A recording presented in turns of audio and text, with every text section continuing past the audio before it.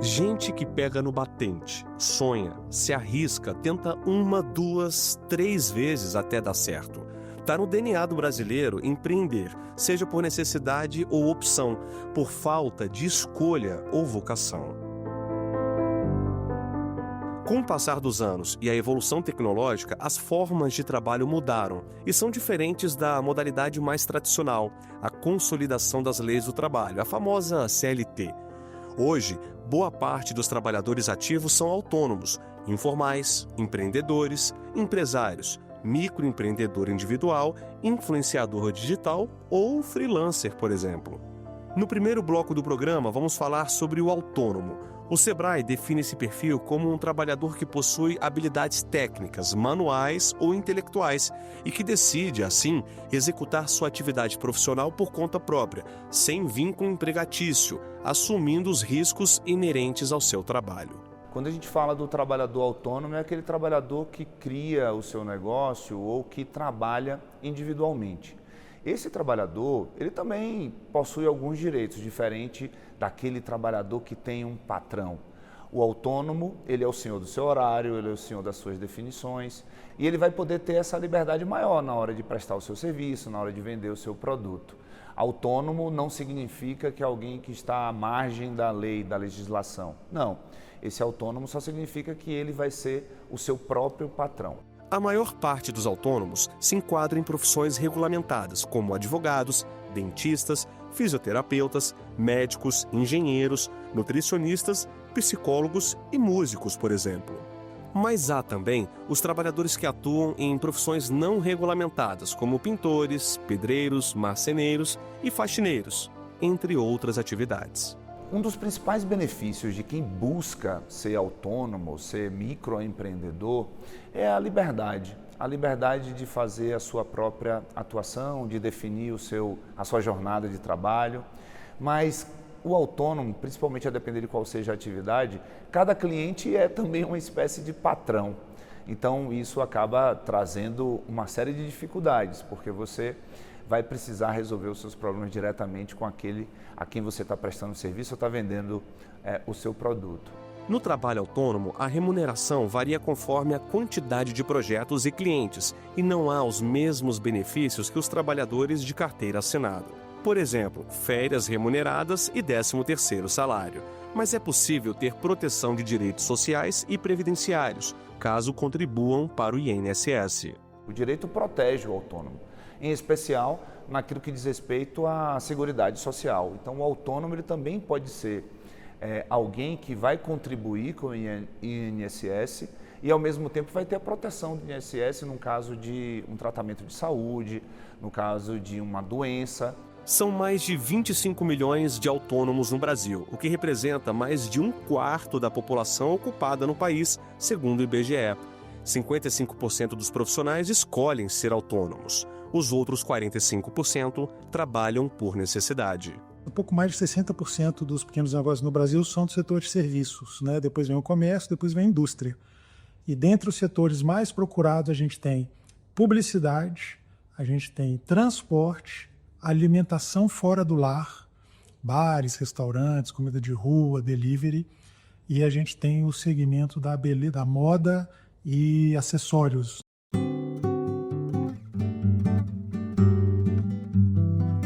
O violão é quase uma extensão do corpo do Rafa Mello, companheiro inseparável. Ele é músico, compositor, arranjador e produtor musical em Brasília. Rafa, para a gente começar, já explica para o pessoal de casa o que faz exatamente um produtor musical. Produtor musical é como um técnico de futebol.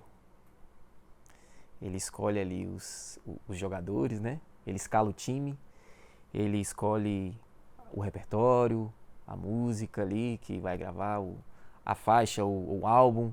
Ele escolhe quem vai mixar, ele escolhe quem vai tocar o violão.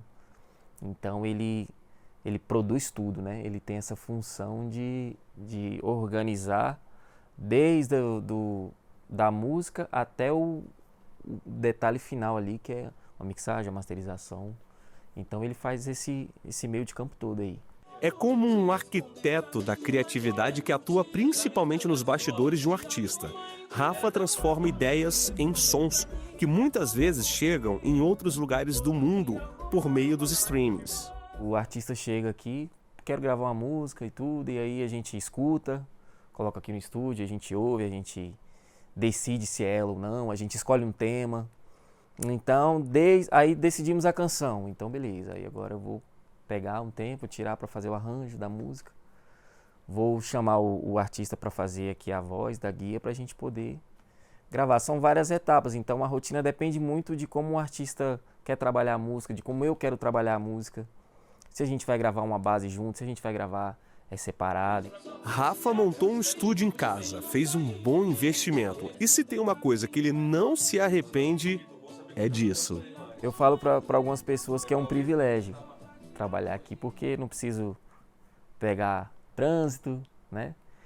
Então eu consigo chegar mais cedo, eu consigo sair mais tarde, eu consigo ter mais tempo. Então, assim, é um privilégio mesmo. E eu gosto de estar aqui porque eu respiro a música, né? Então, às vezes, eu tô aqui, aí vem alguma ideia, às vezes não vem ideia, eu dou uma relaxada, fico tranquilo, aí eu falo, não, vou sair um pouquinho, vou respirar ali fora, aí eu volto e tô aqui, não perco tempo saindo, então é maravilhoso. Agora, esse trabalho como autônomo precisa de uma organização, planejamento, né, Rafa? A gente que é autônomo, a gente tem que ter um planejamento financeiro. E mesmo com o planejamento financeiro, tem os reajustes. Né? Você tem reajuste de equipamento, de estúdio, você tem reajuste de software, você tem reajuste de músicos. Então, sempre que você, mesmo planejando, alguma coisa ali vai sair um pouquinho daquilo que você planejou. Mas nada que você não consiga se organizar para poder você ter umas férias. Lógico que não é uma férias de 30 dias, né? É uma férias ali de uma semana, sabe? 10 dias. Essa última férias que eu tirei foram 5 dias, porque já tinha que voltar. Mas a gente não tem 13º, né? Então a gente tem que se organizar. Um dos artistas que o Rafa produz é o Tonzão, que vem ganhando reconhecimento na cena musical do pagode.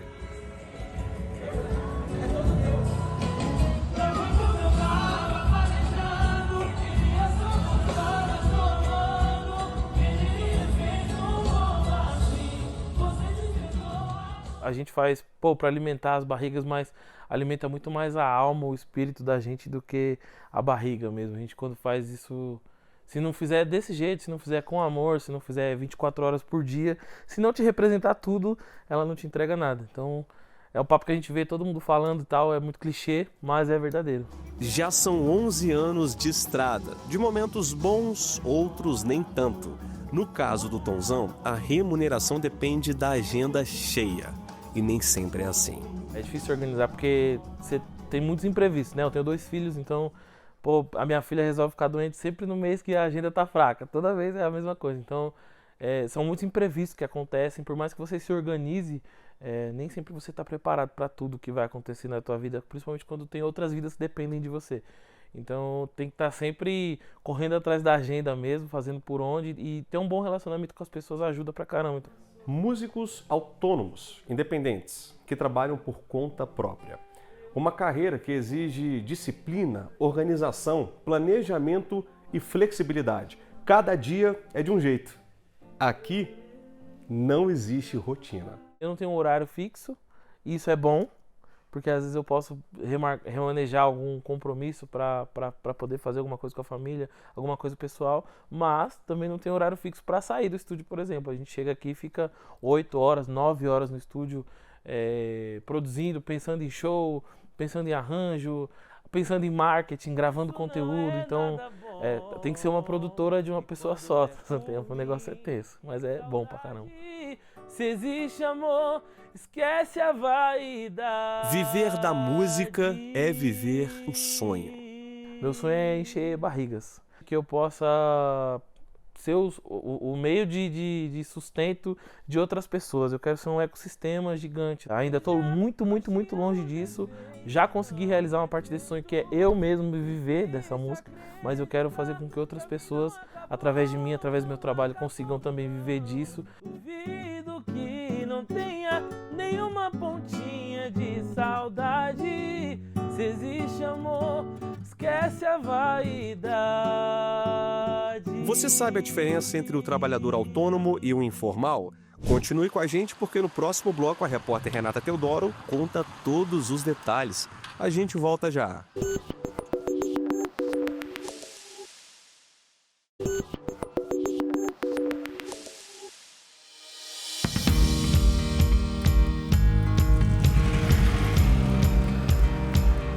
Milhões de trabalhadores que movimentam a economia, mas enfrentam uma dura realidade: a falta de direitos básicos. José Maria sabe bem o que é isso. Trabalha como guardador de carros há quase 30 anos. Bate ponto de segunda a sábado neste estacionamento de um prédio comercial na área central de Brasília. Guarda, em média, 70 carros por dia. Cerca de 50 motoristas deixam o veículo sob sua responsabilidade. O meu trabalho para você ver, é no meio do tempo, né? Pega sol, chuva.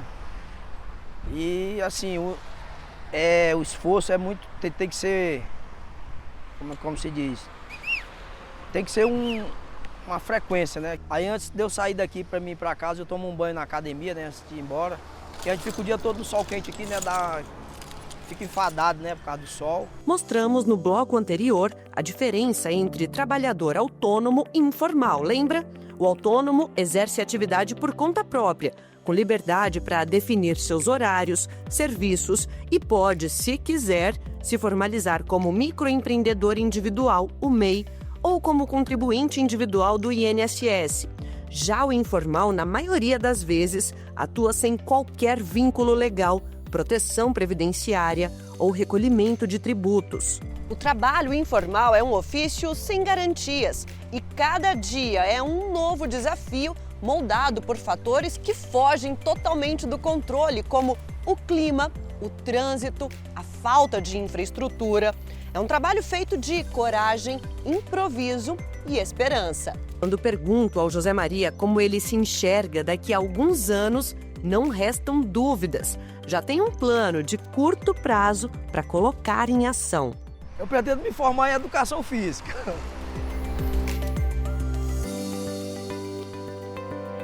Sonhos, planos, projetos. Pietro quer conquistar independência e autonomia para abrir um negócio, mas, por enquanto, atua na informalidade, vendendo balas e chocolates em diferentes pontos da capital. Eu parei para pensar um pouco e vi que era a única forma assim, de eu estar iniciando, que é, inclusive, como eu falo quando eu vou abordar alguém, eu falo, isso aqui é um ponto inicial para futuramente eu estar abrindo meu próprio negócio. Não é um objetivo final, mas é, digamos que o meio, entende?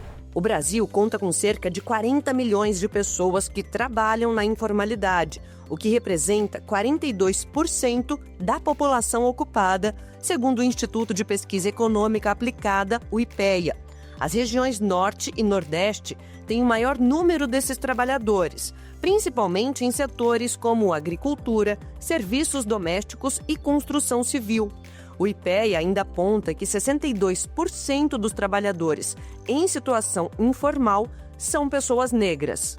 O autônomo e o informal, a diferença é, o autônomo ele está registrado perante o Estado e tem uma série de proteções. O informal ele não está registrado perante o Estado e acaba ficando ao léu no momento que ele precisa de um auxílio, seja para licença relacionada à saúde, seja muitas vezes uma trabalhadora informal que fica grávida, ela não vai ter condições de trabalhar como ela trabalhava anteriormente. E aí a gente vai ter um grande problema. Pietro tem consciência dos riscos e das vulnerabilidades da informalidade. Por isso, guarda cada centavo que ganha no dia para se prevenir de possíveis problemas e para abrir o próprio negócio o quanto antes. Geralmente eu separo o que eu vou ter de gasto durante o dia e também com a mercadoria, que eu tenho que comprar a mercadoria e também separo o lucro e já deixo guardado. Sobre as condições de trabalho, leva numa boa a exposição ao sol, à chuva, até mesmo a falta de infraestrutura. No fundo, sabe que tudo isso será passageiro. Está plantando agora, com a certeza de que vai colher em um futuro próximo. Durante a chuva eu já tomei muitos banhos. Mas geralmente, até porque o clima de Brasília assim, é um pouquinho instável também. Então eu vou para algum lugar, fico ali esperando passar e continuo.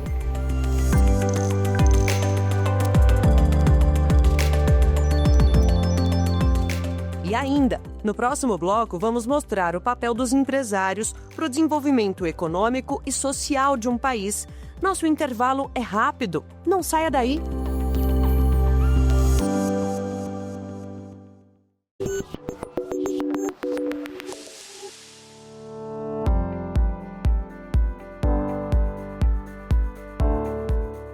Ato de coragem e persistência. Mas o que muita gente não vê por trás de um CNPJ é a luta diária dos empresários no Brasil. Um negócio, antes dele quebrar primeiro, talvez a mente do empresário, do dono, do fundador desse negócio quebra antes dele. Então você tem que estar cuidando muito bem de você também, você tem que ter essa disciplina grande. Altas taxas de impostos, instabilidade econômica, burocracia extrema, fora as habilidades técnicas e humanas para se manter um negócio de pé. De certa forma, a gente oscila muito, então você tem que ter uma cabeça preparada para isso. Você vai escutar coisas de pessoas, até de um colaborador ou de um cliente, que às vezes vão te desagradar muito, e se você for reativo, como assim você está falando isso para mim? Você estraga tudo. Então você tem que saber lidar muito com esse temperamento e obviamente, lidar com pessoas, ter essa parte criativa, ter uma parte de gestão, estar muito bem consigo mesmo. Você tem que ter uma rotina saudável de tanto cuidar dos alimentos que você coloca para dentro do seu corpo, cuidar das notícias que você coloca para dentro da sua mente também, que isso é muito importante, você tem que ter essa higiene. Em 2018, Henrique decidiu empreender no ramo de alimentação. Ele também é dentista, atua na área, mas no mundo empresarial, conta que o começo não foi fácil. Passou pela pandemia da Covid-19 e falta de gestão assim que inaugurou a gelateria. Eu não sabia dimensionar uma equipe, eu não sabia precificar um cardápio, não sabia entender muito dos produtos, que tipos de produtos que eu ia trabalhar na minha vitrine, meu leque de produtos. Então, apanhei bastante com isso. Foi quando decidiu procurar ajuda e encontrou uma empresa de controladoria para assessorá-lo nessa questão. Teve tempo de aprender com os erros e se descobrir como empresário também.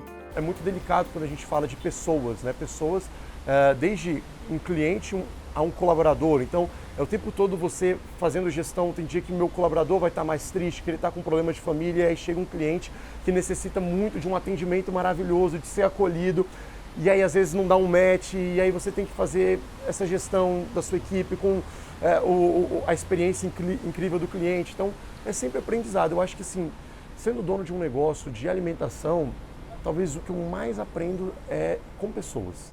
Um ambiente acolhedor que nos convida a esquecer a correria do dia a dia. A proposta dessa gelateria é oferecer mais do que uma sobremesa, e sim uma pausa merecida na rotina. E transformar, claro, o simples gesto de saborear o gelato em um momento de conexão com o que realmente importa. Agora vamos ao que interessa? O meu escolhido foi o de pistache, porque é o meu predileto. Vamos ver se tá bom esse daqui.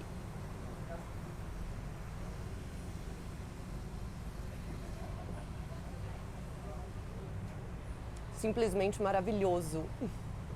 Por algum motivo, a gente consegue fazer com que pessoas, mulheres, pais, homens, filhos, parem nessa mesinha aqui e tenham um delicioso momento. Eles têm um momento de conexão entre si. Então isso é muito gostoso.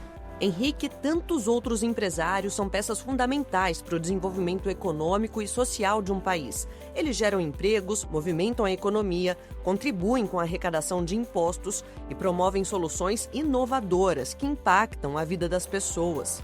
De acordo com o Instituto Brasileiro de Geografia e Estatística, o IBGE, o Brasil tem mais de 20 milhões de empresas ativas, das quais mais de 90% são micro e pequenas empresas.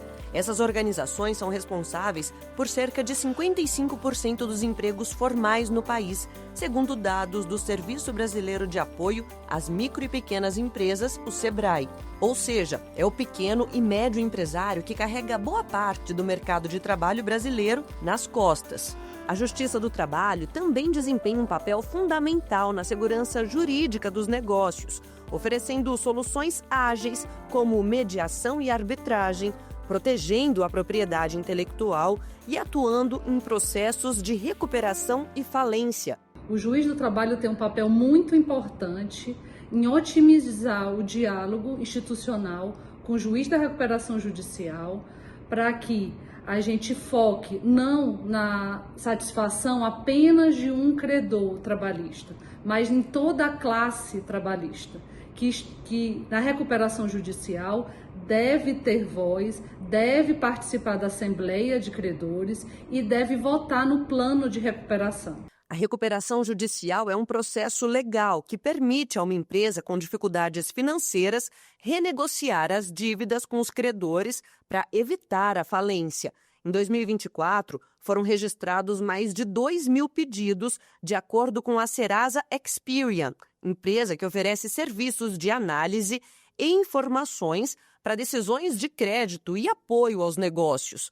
A atuação da Justiça do Trabalho em processos de recuperação judicial e falência contribui para um ambiente empresarial mais justo, estável e transparente. A atuação das corregedorias regionais nesse diálogo institucional é fundamental, porque são credores espalhados no Brasil todo e espalhados de forma regional em várias cidades da jurisdição de cada tribunal.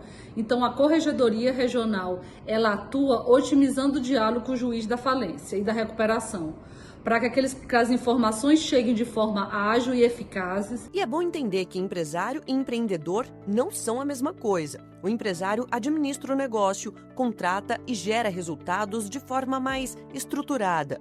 Já o empreendedor tem a ideia, a iniciativa para criar algo novo, seja um negócio, produto ou serviço.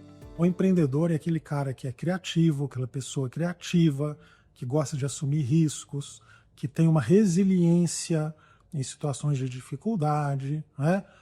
Então é uma pessoa que pode ou não ser empresário.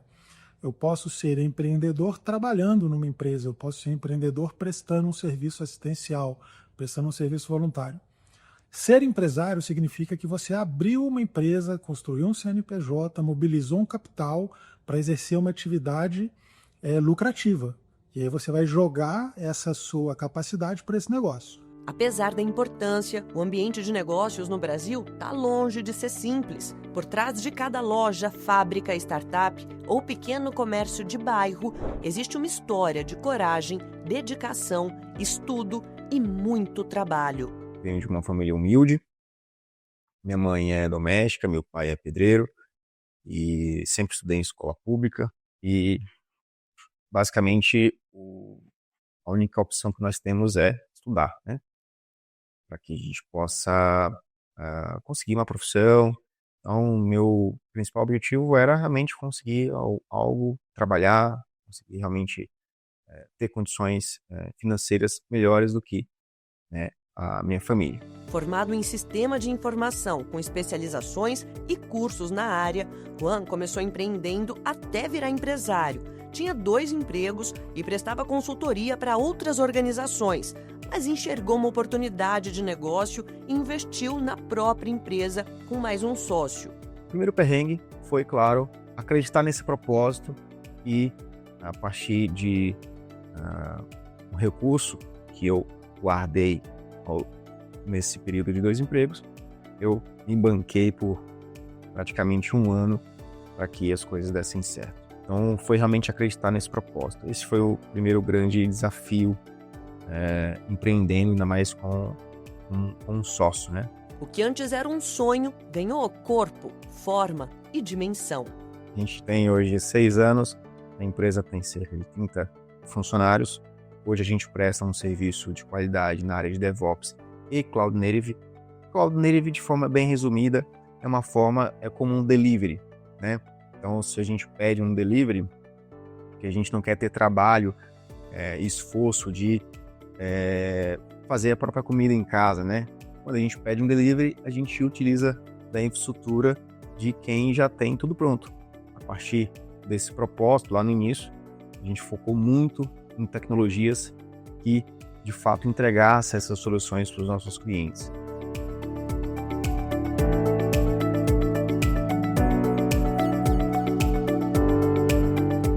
O Repórter Justiça fica por aqui, mas não esquece de seguir a gente no Instagram, @Rádio e TV Justiça. E se perdeu algum detalhe ou quer rever a reportagem, corre lá no YouTube, o canal é o mesmo. Até a próxima!